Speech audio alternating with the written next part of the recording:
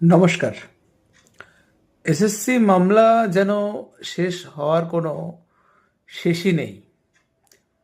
কেননা প্রতিদিন একটা করে মামলা কোর্টে যাচ্ছে এবং তার একটি করে রায় আসছে, একটি করে নির্দেশ দিচ্ছেন বিচারপতিরা। আজকে যে ইডব্লিউএস এর কেসটি ছিল অমৃতা সিনহার বিচারাধীনে, তিনি যে রায় দিয়েছেন সেখানে যে সমস্ত ইডব্লিউএস ক্যান্ডিডেট যাদের সার্টিফিকেট 21/7/2025 আগে ইস্যু হয়েছে তাদের কোনো সমস্যা নেই, তারা এসএসসিতে সমস্ত সুবিধা পাবে।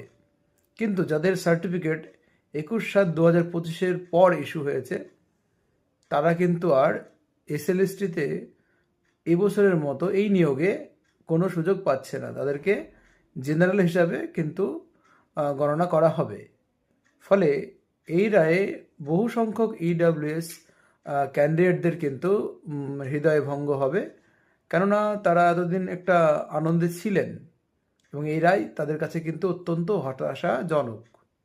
এখন দেখার বিষয় আরও যে সমস্ত মামলাগুলি আছে সেখানে কি রায় বেরিয়ে আসে, কি নির্দেশ বেরিয়ে আসে।